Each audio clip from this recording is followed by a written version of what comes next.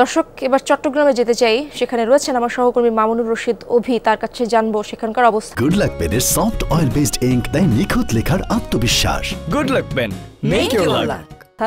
অভি, পানিবন্দী সবাইকে কি উদ্ধার করা গেছে কিনা, আর ত্রাণ তৎপরতার কি খবর রয়েছে আপনার কাছে? ইশরাত, আমি এখন রয়েছি চট্টগ্রাম হাটহাজারীর ফরহাদাবাদের একটি এলাকায় রয়েছি। এখানে কিন্তু দেখতে পাচ্ছেন আমি কিন্তু এখন নৌকায় রয়েছি এবং আশেপাশে যতদূর চোখ যায় সব জায়গায় কিন্তু শুধু পানি আর পানি। একেবারে প্রতিটি বাড়িঘর, মসজিদ সবকিছু আসলে একেবারে পানির নিচে, এবং যে সমস্ত শুধুমাত্র নিচতলা বাড়িগুলো আছে সেগুলো তো পানির নিচে বটেই।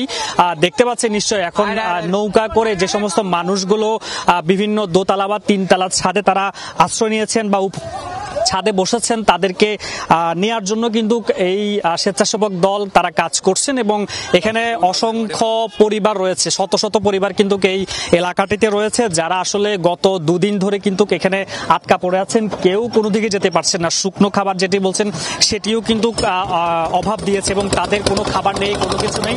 তারা চেষ্টা করছেন তাদেরকে শুকনো খাবার দেওয়ার জন্য, এবং যারা আসলে নিতান্তই আটকা পড়ে গেছেন, কোনো দিকে যেতে পারছেন না, শুধুমাত্র তাদেরকেই এই নৌকা করে আসলে একেবারে উপকূলে, অর্থাৎ যেখানে শুকনো ছায়া রয়েছে রাস্তার ওদিকে, সেখানে নিয়ে যাওয়া হচ্ছে। এবং এখানে যতদূর চোখ যায় একেবারে কয়েকশো পরিবার কিন্তু তাদের ঘর বাড়ির সবকিছু তারা হারিয়েছেন। একেবারে বন্যার পানি সবকিছু বেশি নিয়ে গেছে, ঘর বাড়ি থেকে শুরু করে আসবাবপত্র যত কিছু আছে। এখন শুধুমাত্র শিশু, বয়োবৃদ্ধ যারা রয়েছেন তাদেরকে কোনোভাবে নৌকা করে তারা আসলে নিরাপদ স্থানে সরিয়ে নেওয়ার জন্য তারা চেষ্টা করছেন। এবং এখানকার যে সমস্ত মানুষগুলো রয়েছে তারা আসলে বলছিলেন গত কয়েক বছরে কিন্তু এমন বন্যা তাদের সাক্ষী হতে হয়নি। এই প্রথমবারের মতো চট্টগ্রামে হাটহাজারী এলাকায় কিন্তু এত বেশি বন্যা হয়েছে যে পানি কিন্তু একেবারে কোমর সমান, একেবারে অনেক উঁচুতে পানি চলে গেছে। ফলে মানুষ অনেক বেশি আতঙ্কিত এবং স্বেচ্ছাসেবক দল, বিভিন্ন স্বেচ্ছাসেবী সংগঠন কাজ করছেন মানুষগুলোকে নিরাপদ স্থানে সরিয়ে নেওয়ার জন্য, এবং বিভিন্ন শুকনো খাবার